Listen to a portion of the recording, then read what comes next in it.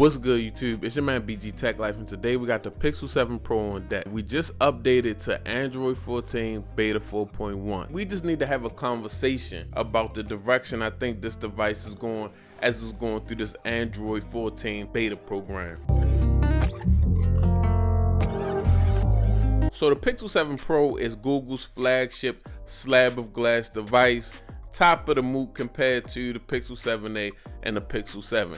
And as I've been daily driving this phone, it's definitely a refined, polished version of the Pixel 6 Pro. They really went in the right direction from the Pixel 6 Pro to the Pixel 7 Pro, but this device has had some skeletons in its closet, processing power and thermals. As far as I'm concerned, at times this device feels a little underpowered because when you put it in certain situations, it starts to warm up, it starts to get a little warm.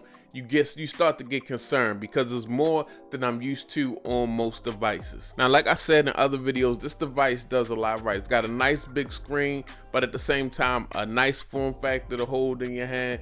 It's got a beautiful display, 120 hertz, a nice in-display fingerprint scanner, and it's got that computational photography combined with that nice 50 megapixel sensor on the back. Also, this is stock Android, and Google's doing some of their best work as far since Android 12 is like 13 and this 14 beta have just been going in the right fluid direction, and they've been adding a lot of little touches of customization, and I like that. Now, Android 13 was a really nice refinement for the Pixel 7 Pro, but like I said, every now and then under some type of pressure, under using the camera system, or going into a Twitter Spaces, this device would heat up. It would start to act a little janky. It would be like almost like the screen is dropping frames and things of that nature. Along with the beta and even Android 13's latest update, Google has been targeting thermals and performance. In the last few days, I put this device in a lot of situations where it would normally get really warm, almost approaching hot. It would just start to operate really janky. It just wasn't the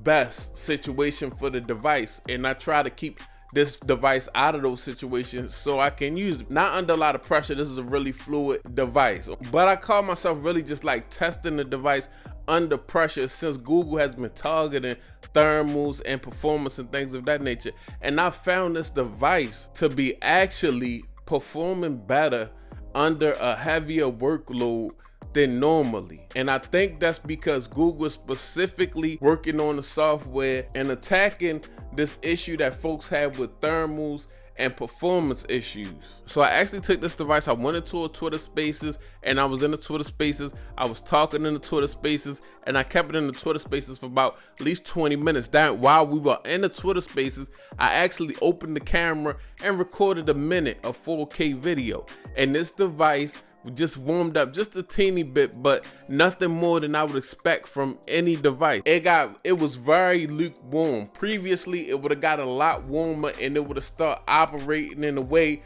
where I would just have to set it down and let it unwind. It didn't do that.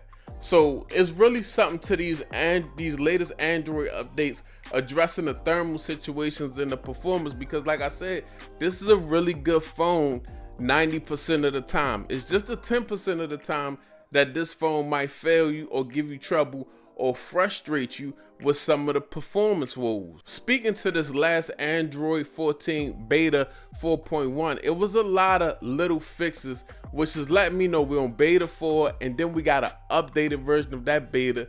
We are getting close to complete Android 14, and this shows the direction that Google is going in.